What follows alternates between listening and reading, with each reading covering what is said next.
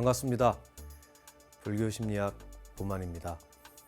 매주 여러분 만나 뵙게 돼서 정말 행복하고 저도 여러분 덕분에 또 공부를 많이 하고 있는 것 같습니다.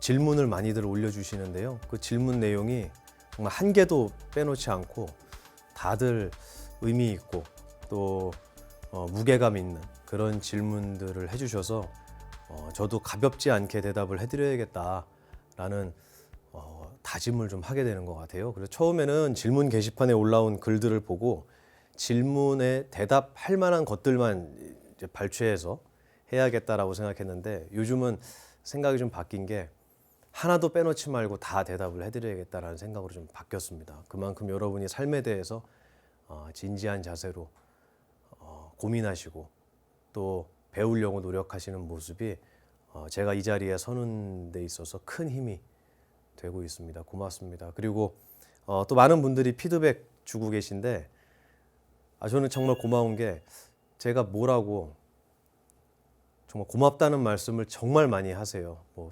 100개 중에 정말 99개는 고맙다. 그리고 이제 1개는 무섭다. 이런 무서워요, 제가? 우스워요? 아니에요? 뭐라고 제가 고맙다는 인사를 이렇게 듣고 살 수 있을까를 생각해 보면 제가 얼굴도 모르고 목소리도 한 번도 못 들었던 2600년 전에 인도의 한 왕자의 정말 기적과도 같은 스승의 길을 그 뒤를 따른다는 이유만으로 저에게 고맙다는 말씀을 해주시는 거 아닐까라는 그런 감사함도 마음 깊이 느끼고 있습니다. 그래서 항상 여기 설 때마다 오늘은 어떻게 여러분하고 또 즐겁게 또 가슴에 와닿는 부처님 이야기로 꾸며볼까 제 나름대로 즐거운 고민을 매주 하고 있습니다. 오늘도 질문이 들어왔는데요. 이 질문도 여러분 다 공감하실 만한 이야기인 것 같아요. 고양이 키우세요? 아까 우리 BBS 그 관계자분 중에 한 분은 강아지를 키우셨는데 3개월 전에 강아지가 떠났대요. 굉장히 아프죠. 예, 아픕니다. 이별은 항상 힘들고 특히 우리 반려동물과의 인연은 가족이라고 생각이 들 만큼 가깝기 때문에 반려동물과의 이별은 또 많은 슬픔으로 다가오는 것 같아요. 오늘 질문도 고양이와 관련된 질문이에요. 고양이 키우세요? 안 키우세요? 저희 절에는 고양이가 처음에 한 마리가 들어왔는데 스님들이 이렇게 사료를 사다가 주셨거든요. 그랬더니 한 20마리가 됐어요. 가족이 돼서 그 친구들이 이제 저희 도각사 마당을 막 뛰어다니면 그 세렝게티 초원을 보는 것 같더니 사자들 무리가 있는 것 같은 느낌이 좀 들고, 근데 그 친구들이 육식이죠. 고양이는 육식이에요. 그래서 사료를 안 먹고 또 사냥을 하는 친구들이 있어서 스님들이 조금 정책을 바꿨어요. 야, 이거 사료 계속 주면은 고양이 천지가 되고 쥐만 없어지는 게 아니고 새들도 없어져요. 그리고 거기에 이제 큰 저수지가 있는데 거기에 철새들이 겨울에 날라오거든요. 청둥오리, 물닭, 기러기, 백조도 있어요. 근데 얘네들을 사냥을 하는 거예요. 고양이가 많아지니까 막 떼로 달려들어서 자기보다 몇 배가 큰 청둥오리 보셨어요? 청둥오리 실제로? 되게 커요. 걔네가 몇천 킬로를 날라갔다 오잖아요. 기러기는 더 크고요. 그런 거를 사냥을 하는 거예요. 그래서 야, 이게 절집안에서 도량 내에서 이런 거를 두고 보는 게 맞는 건가라는 고민이 들 만큼 고양이 개체수가 많이 늘어났거든요. 근데 도각사에만 많은 게 아니고 요즘에는 아파트 단지에도 그렇게 많다면서요. 유기묘들이 많은데 그 고양이 이제 밥을 주는 분들도 있고 데려다가 동물병원에 가서 치료해 주시는 감사한 분들도 있습니다. 오늘 그 고양이 구조에 대한 질문인데 한번 같이 읽어볼까요?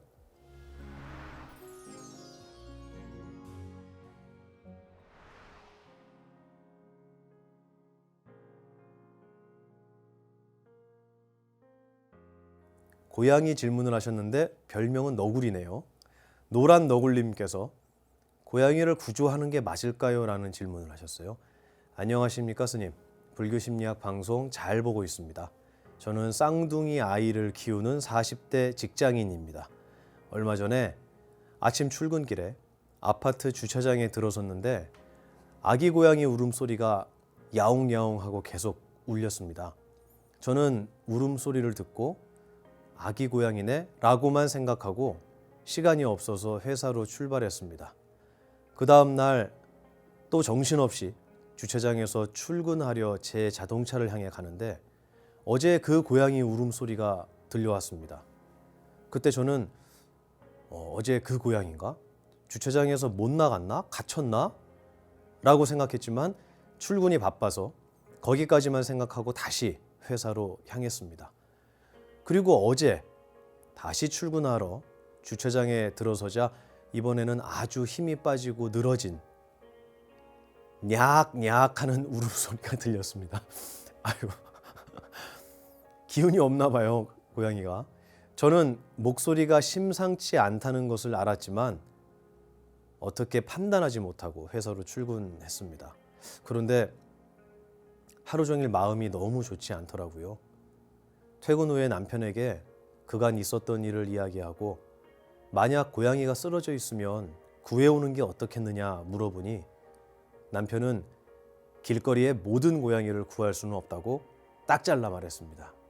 아이들이 털 알러지가 있다는 이유도 붙여서요. 물론 남편의 말도 일리는 있지만 저 역시 길거리에 모든 고양이를 구할 생각은 없습니다. 다만 그 고양이의 지친 목소리가 너무 제 마음을 괴롭게 합니다. 저는 어떻게 했어야 할까요? 앞으로도 불합리한 상황이나 어려움에 처한 사람들 또는 동물들을 제가 어떻게 할 수 있는 상황이 아니라는 이유로 그저 외면하며 살아가는 것이 옳은 것일까요? 아니면 저의 가족 간의 갈등이나 개인적 상황이 나빠질 것이 예상되더라도 당장 급한 그들에게 도움의 손길을 내밀어야 할까요? 스님의 지혜를 빌리고 싶습니다. 감사합니다. 마음에 와 닿습니까, 이 얘기? 네, 그죠. 고양이를 보니까 그 유기묘 같아요. 근데 추우니까 주차장에 숨어들었는지 모르겠는데 아파트 주차장에 출근 때마다 이렇게 야옹야옹을 했나 봐요. 근데 3일째가 되는데 보니까 질문 내용을 보니까 3일째가 됐을 때는 목소리에 좀 힘이 빠진 것 같아요. 잘 못 먹었나 봐요. 그 친구는 어떻게 됐을까요? 보통 많이 이제 죽죠. 그런 경우에는. 그게 이제 안타까워서 남편하고 상의를 했는데 그렇죠. 일리가 있어요. 온 세상에 있는 고양이 너가 다 구할 거냐. 뭐 그럴 수는 없지만 내 눈에 띈 고양이는 구할 수 있지 않을까라고 생각을 했는데 남편과의 갈등의 문제가 아니라 앞으로 살아가면서 내가 구할 수 없는 사람 또는 도움의 손길을 내밀었을 때 나에게 불이익이 생기는 그런 상황은 외면하는 게 맞을까요? 라는 딜레마를 질문하신 것 같아요. 저도 이런 경험이 있었는데요. 제가 전에 한번 얘기한 것 같은데요. 그 저희 도각사에 그 풀이 되게 많아요.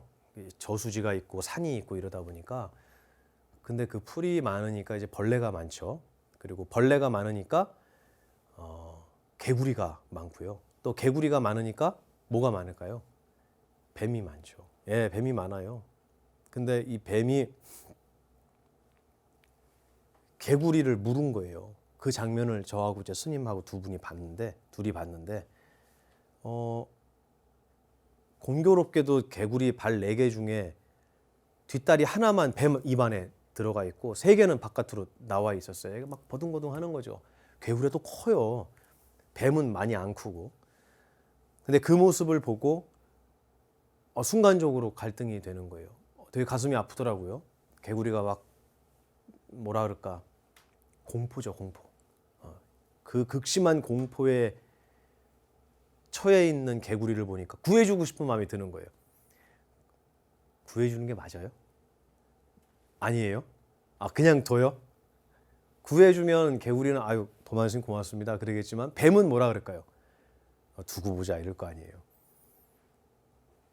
저하고 같이 그 장면을 본 스님께서 그렇게 말씀하시더라고요. 스님, 저는 저거를 구해주는 게 잡이라고 생각했어요. 이렇게 말씀하시더라고요. 그러면 구하지 않는 게 잡인가요? 그런 얘기가 아니에요. 저런 상황에서 내가 저 둘의 인연 사이에 끼어들어서 이제 셋의 인연이 되겠죠. 그래서 개구리를 살려주고 뱀을 배고프게 만드는 것이 정말 출가자로서 할 일인가? 그거는 누구라도 그렇지는 않을 것 같습니다 라고 얘기를 하겠지만, 그렇다고 개구리가 그 고통스러운 상황에 처해 있는 거를 그저 이렇게 내려다보고 있는 것이 또 우리들의 할 일인가? 이걸 조금 더 확장을 하면 이 세상에 어렵고 힘든 사람이 얼마나 많아요. 그죠? 고양이보다 훨씬 많을걸요? 제가 볼 땐 그렇습니다. 이 사람들을 모르는 척하는 게 맞느냐? 아니면 뛰어들어서 돕는 게 맞느냐? 거기에도 분명히 뭔가 모순이 생기고 한 사람이 잘 사는 것 때문에 누군가는 또 가난해지는 이런 상황도 생길 거예요. 이런 모순이 있는 세상은 왜 생겨났을까요? 다 행복하면 좋잖아요. 근데 우리는 단 한 개도 누군가의 목숨을 뺏지 않으면 밥 한 숟갈도 안 들어와요. 반드시 누군가는 사라져야지 우리가 살 수 있는 거예요. 그래서 저는 그런 상상도 해봤어요. 제가 한평생 살면서 내가 쓴 물 있잖아요. 물 많이 쓰세요? 목욕 잘 안 해요? 잘하죠. 자주 하죠. 그 목욕 몇 번 했을까요? 지금까지? 셀 수 없이 했을 거예요. 그죠? 그리고 그 물 다 합치고요. 또 내가 타고 다니던 차, 또 보일러에 들어갔던 기름, 이거 다 합쳐놓고요. 그리고 내가 쇼핑해갖고 포장지 뜯으면은 거기서 나온 쓰레기들 있잖아요. 그거 다 쌓아놓으면 아마 이 BBS 빌딩만 할걸요? 그거. 그리고 내가 쓰고 버려서 오염됐던 땅과 수많은 자원들을 다 쌓아놓는 거예요. 보만 스님 혼자, 보만이라는 이 인간 하나가 이 세상에 뱉어낸 사용한 쓰레기와 자원을 쌓아놓으면 얼만큼일까를 생각을 했어요. 정말 나라는 존재가 그 정도의 가치가 있다고 생각하십니까? 저는 그 생각을 하고 감사함과 동시에 미안함이 들었어요. 이 정도까지 해야 되는 건가? 정말 이만큼이 필요할까 나에게? 그런데도 불구하고 우리는 그렇게 소비하지 않고는 살아갈 수가 없는 거예요. 이런 현상은 왜 일어날까? 그게 놀랍게도요. 이 세상이 이 법칙으로 되어 있기 때문에 그래요. 들어보셨습니까? 네. 연기법.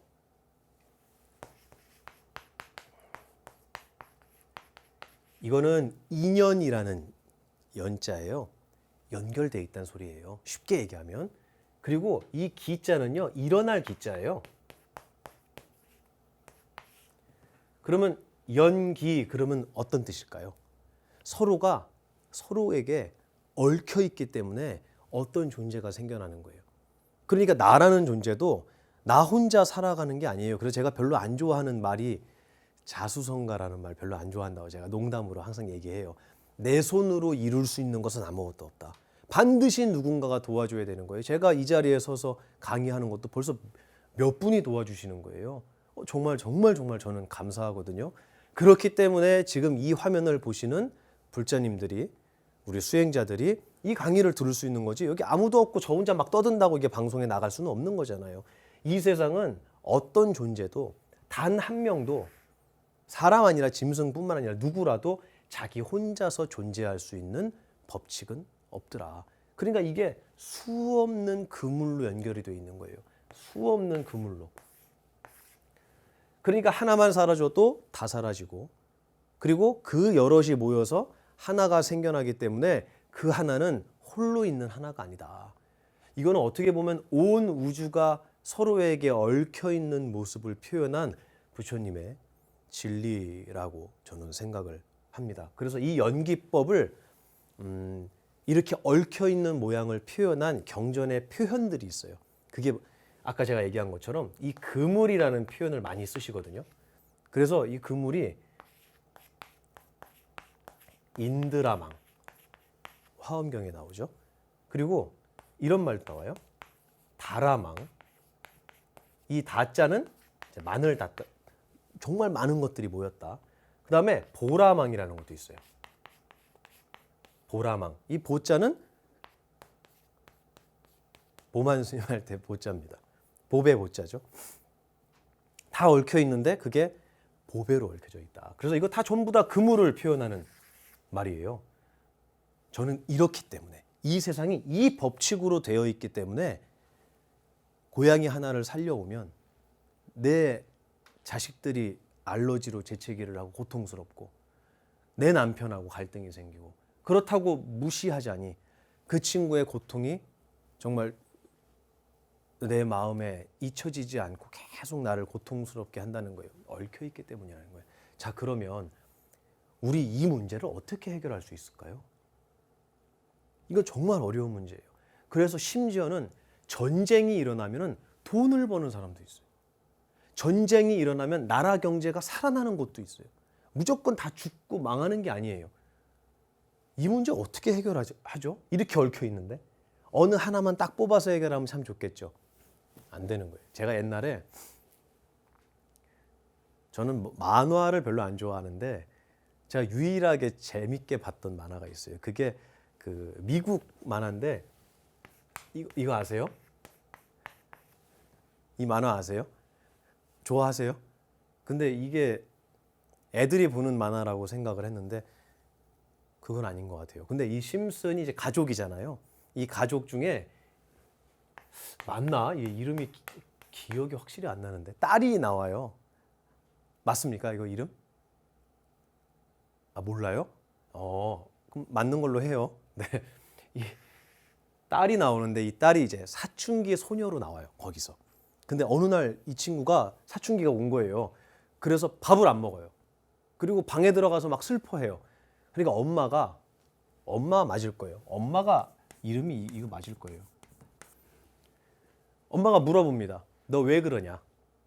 왜 이렇게 슬퍼졌냐? 왜 이렇게 슬픔에 빠져 있느냐? 물어보니까 이 리사 심슨이, 이 딸이 뭐라고 하냐면, 지금 이 순간에도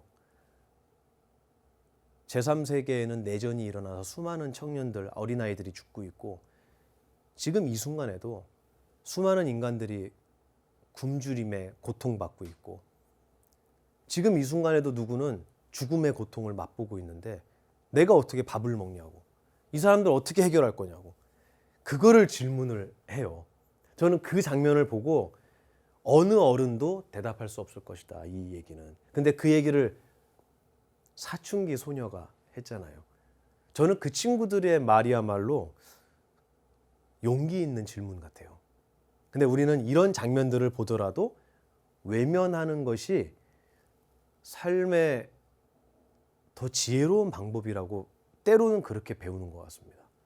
오늘 제가 가지고 온 이야기가 경전에도 이제 이런 말이 나와요. 제가 그랬죠. 모든 질문은 다 나와 있다고. 오늘 가지고 온 질문, 경전은요,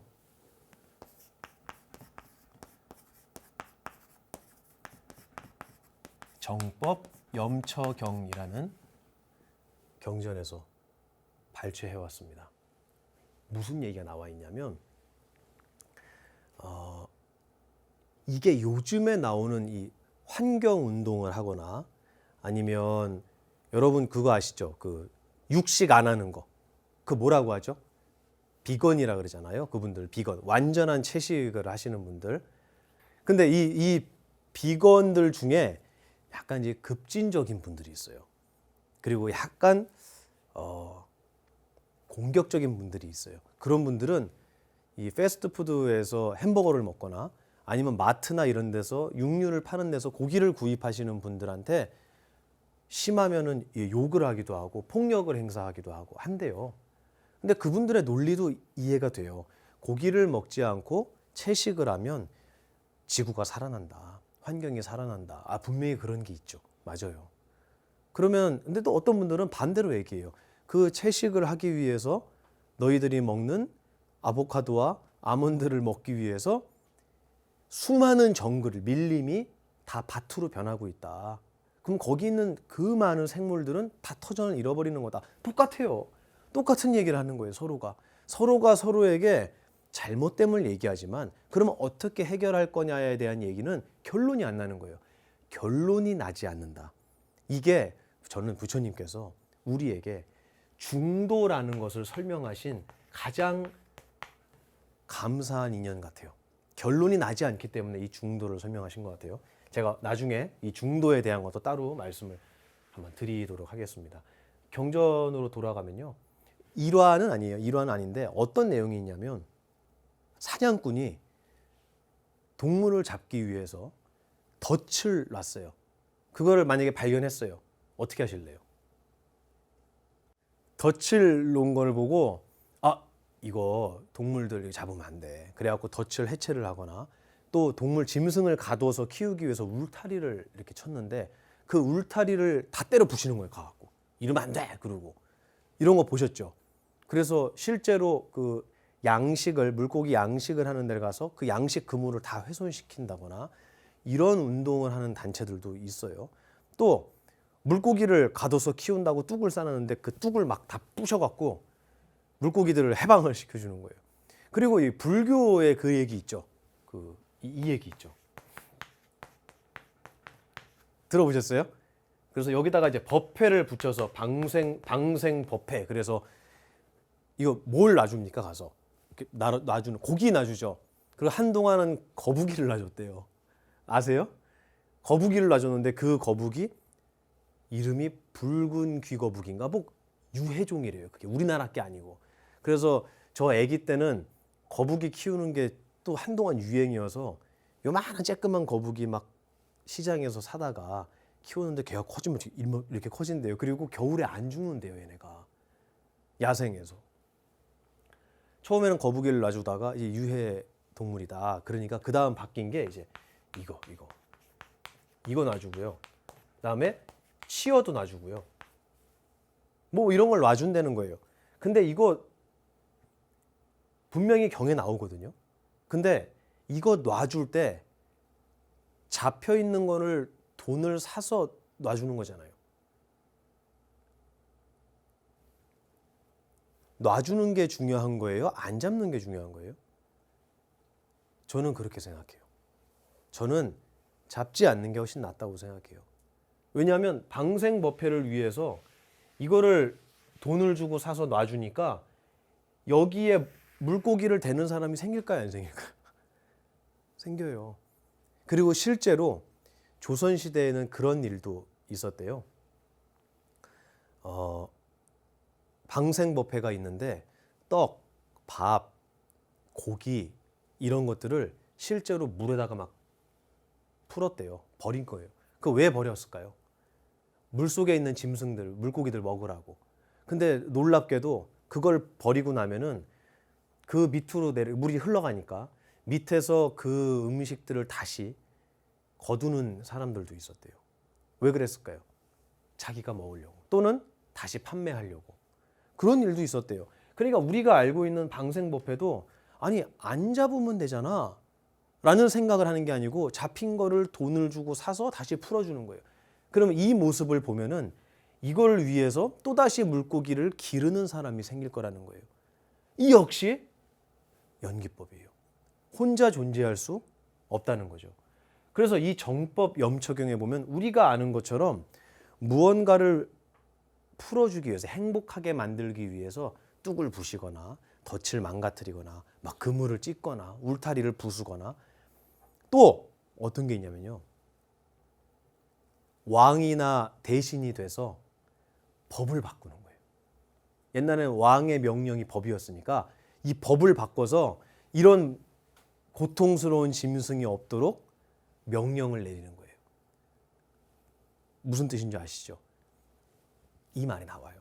그런데 문제는 그렇게 여러 가지 일을 해서 내가 고통스러운 또 살생하고 있는 이런 동물들을 구제한다고 하더라도 이 사람은 어디에 떨어질 거라고 나오냐면 여기에 떨어져요.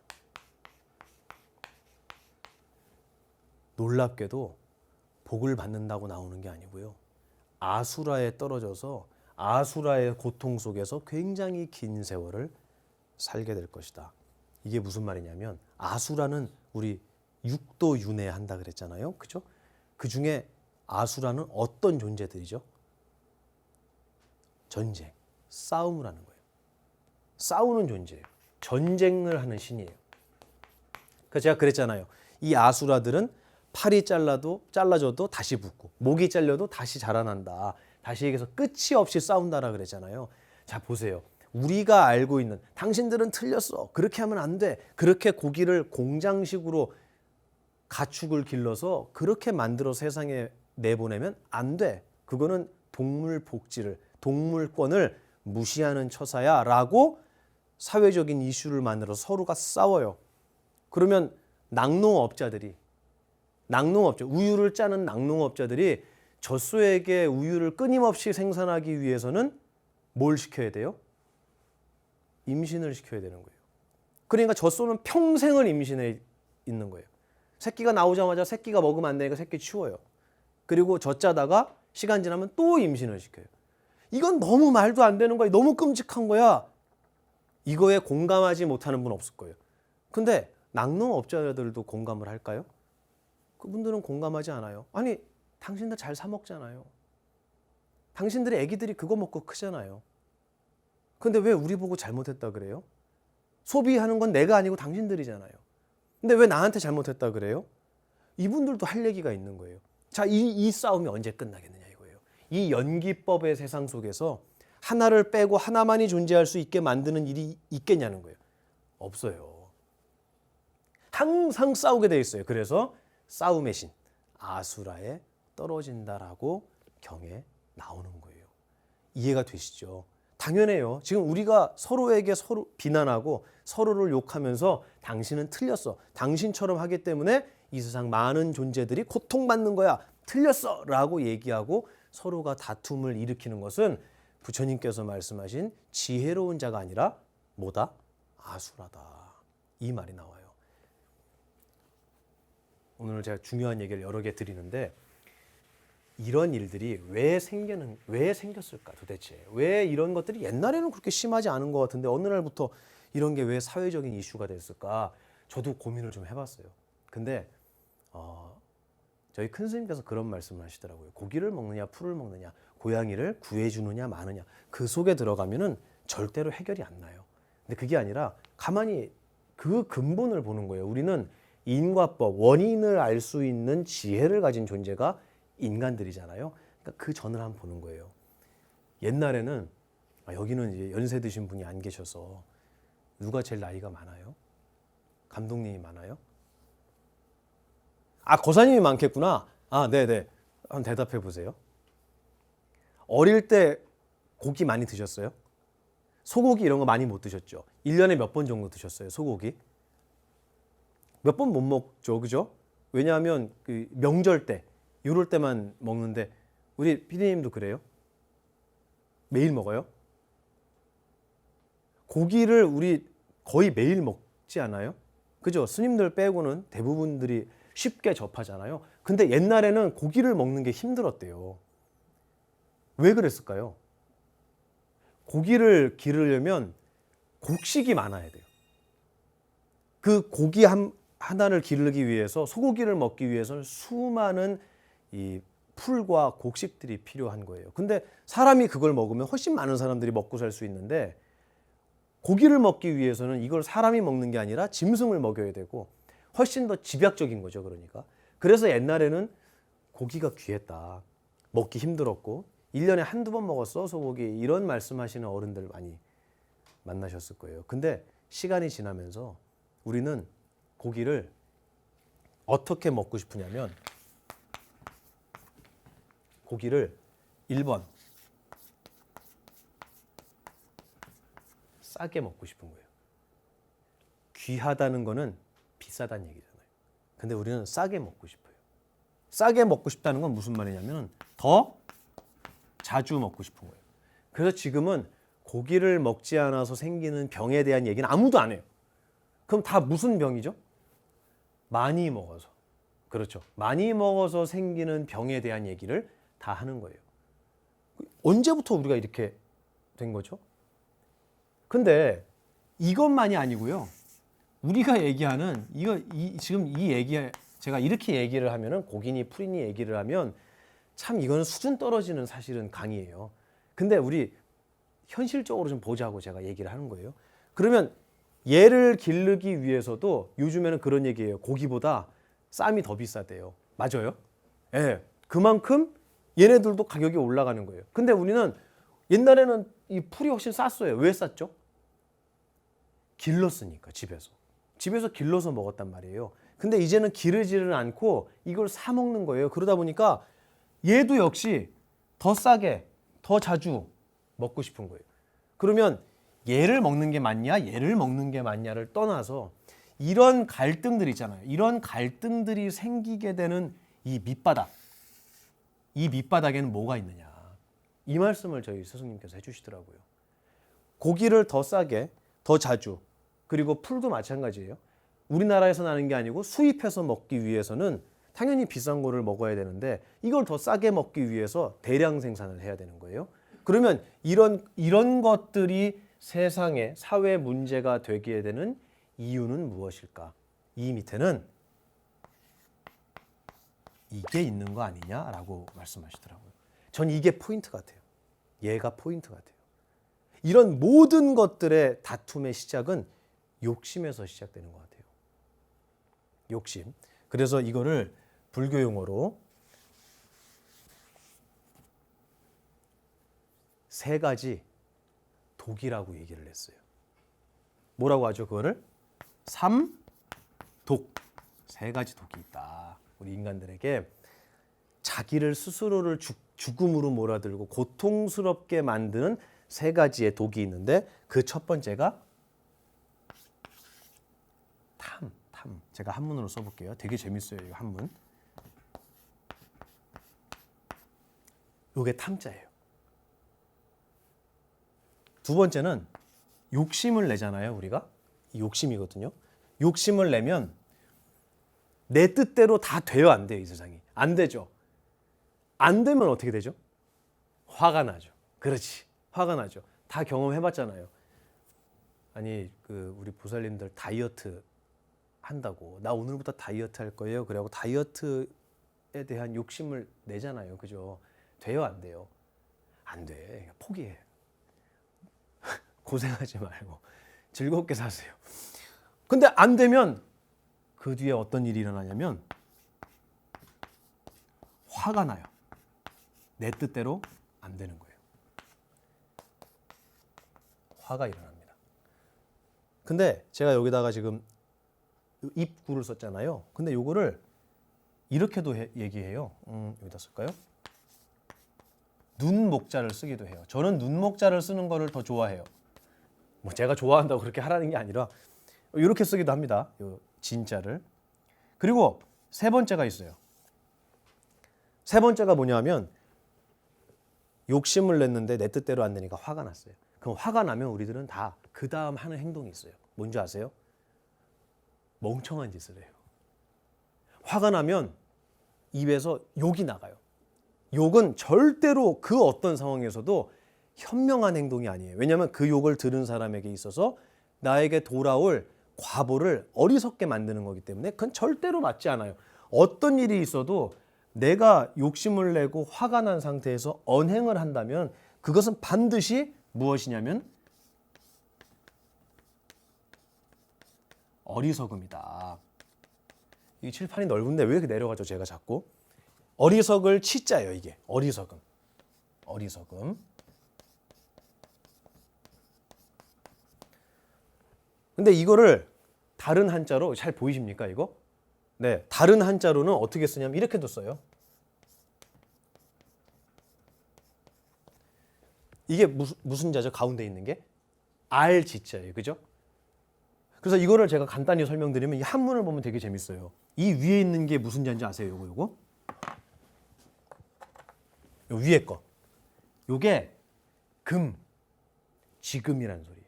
근데 지금인데 이 지금이 이 밑에는 조개 패자거든요. 조개 패는 한문에서 뭘 얘기하는지 아세요? 그렇지. 딱 아시네 이거. 지금이라는 한자 밑에 조개패, 돈이라는 게 들어있다. 이건 뭐냐면 나의 지금이라는 순간이 무엇으로 채워진다고요? 돈. 내가 갖고 싶은 것, 내가 얻고 싶은 것, 그것으로 나의 지금이라는 게 채워지는 것을 욕심이라는 글자야 탐이라고 이야기합니다. 그리고 여기 보시면은 이게 참 진짜예요. 올바름이라는 뜻이에요. 근데 이게 맞습니다 라고, 이게 정입니다 라고 얘기하는 사람은 마음속에 뭐가 있냐면 올바름이 있는 거예요. 그 올바름을 입을 통해서 세상을 향해 쏟아내는 거예요. 근데 그게 뭐라고요? 화라고. 화는 내가 옳다라고 생각하는 게 없는 사람은, 이게 맞는 거야 라는 생각이 없는 사람은 화를 낼 수가 없어요. 근데 화를 내는 사람은 뭐냐면 이게 맞는데 왜 이렇게 됐어?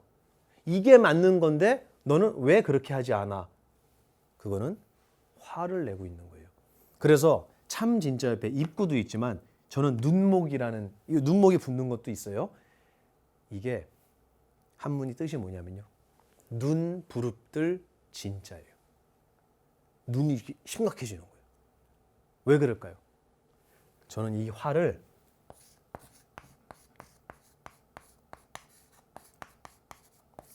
이렇게 번역하면 어떨까 싶어요. 꼭 막 화를 불같이 화를 내는 게 아니고 진지하고 심각해지는 것을 저는 진화라고 얘기하고 싶어요. 그러고 나면 어리석어지는데요. 이 어리석을 치자가요, 이게 약자거든요. 근데 여기 보면은 이게 알지자예요. 근데 요 바깥에 있는 거죠. 요거를 뭐라고 하냐면은 병질엄부, 병들었다라고 해요. 나의 알미라는 것이, 나의 사유라는 것이, 나의 지식이라는 것이 어떻게 됐다고요? 병들게 된다. 그래서 욕심을 내고 진지해지고 나면 스스로가 어리석은 짓을 하게 된다. 그것을 삼독, 세 가지 독이다. 나를 병들게 만들고 나를 고통스럽게 만들고 나를 죽음으로 이끄는 세 가지의 독이다. 요 삼독 제가 한번 설명드린다고 했는데 지금 말씀을 좀 드려봤습니다. 자, 오늘 질문이 그거였어요. 고양이 구해야 되냐 말아야 되느냐. 근데 그것도 저는 여기를 잘 봐야 된다고 생각해요. 여기 욕심. 옛날엔 고양이가 그렇게 많지 않았거든요. 근데 요즘 왜 이렇게 많아졌을까요? 기르고 싶은 거예요. 유기견도 많고 유기묘도 많아요. 오늘 질문도 유기묘에 대한 얘기예요. 과연 이 친구가 자연 상태에서 생겼다가 거기서 태어나서 자연 상태에서 고양이의 어미에게 젖을 먹고 자라서 주차장에 왔을까요? 저는 그렇게 생각하지 않습니다. 누군가가 기르다가 버렸을 거라고 생각해요. 그렇기 때문에 사냥할 줄도 모르고요. 집에서 커서 거기서 태어나서 자란 고양이들은 야생으로 가도 사냥을 못 한대요. 왜 그럴까요? 인간이 자기의 욕심을 채우기 위해서 동물들을 아무런 계획 없이 돈을 주고 구입을 합니다. 그리고 키우다 보면 내가 생각했던 그 분위기가 아니에요. 고양이 사고 치는 거 아시죠? 절 방에다가 그 실내에다 한번 들였다가 제가 혼이 빠져갖고 다 내쫓았어요. 온갖 그 구석에다가는 다 오줌을 다 막 싸놓고요. 스님들이 지나가다가 고양이 오줌을 밟는데 기분이 굉장히 안 좋아요.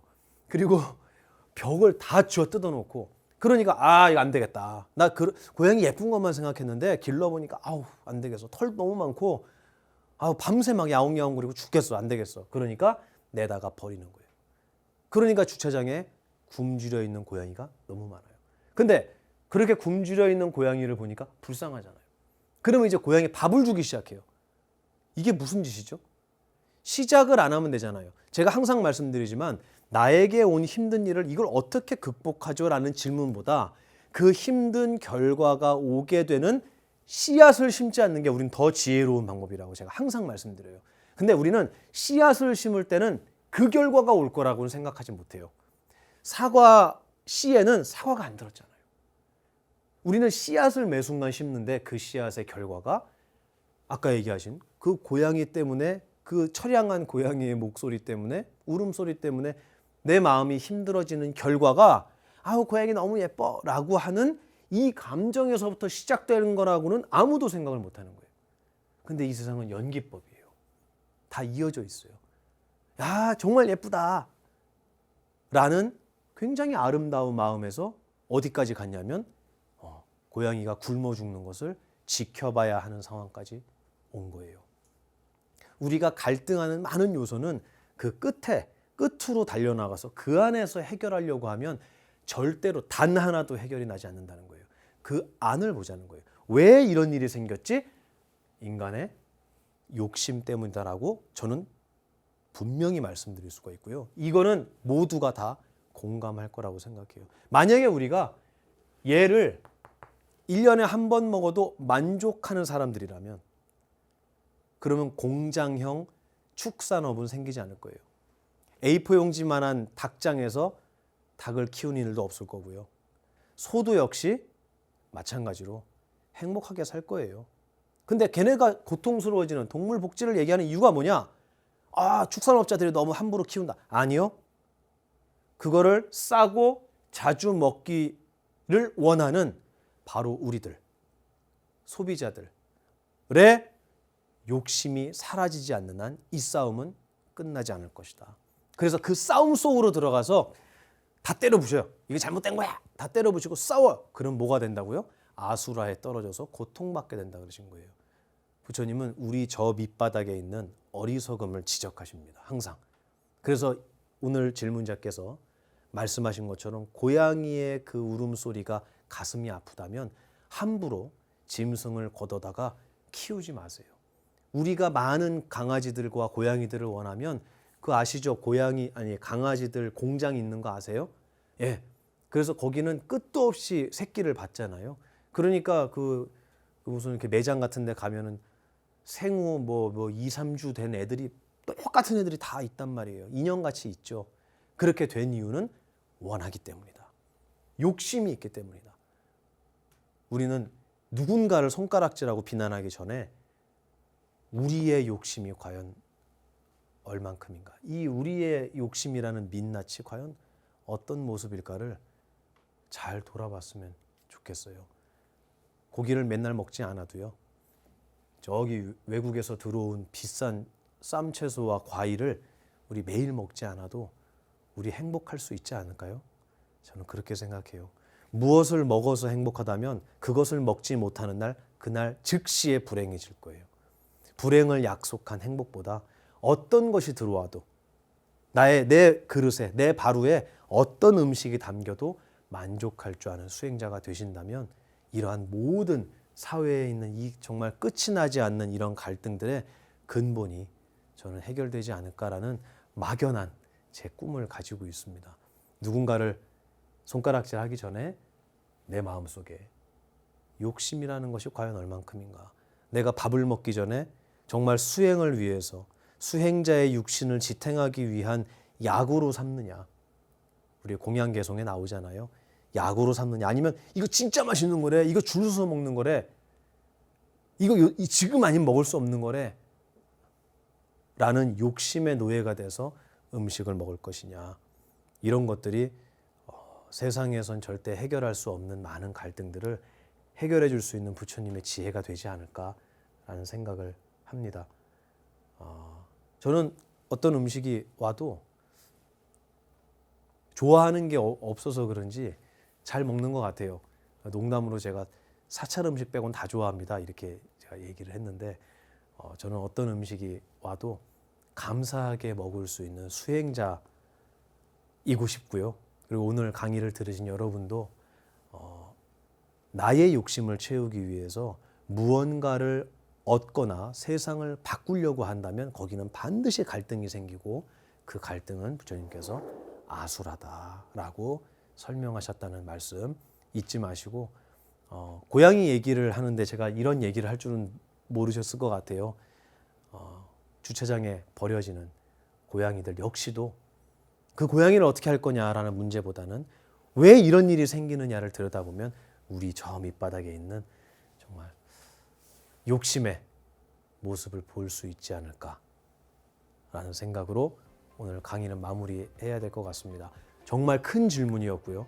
온 인류가 다 똑같이 빠져 있는 딜레마 같아요.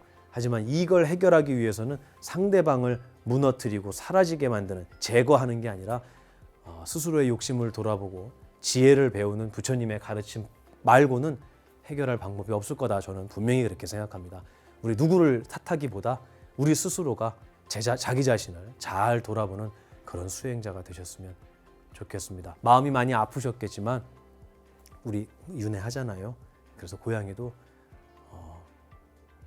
지금보다는 좀 더 행복한 세상에 태어나지 않을까라는 기도를 하면서 오늘 강의는 여기서 마치도록 하겠습니다. 그러면 다음 주 이 시간에 또 뵙겠습니다. 감사합니다.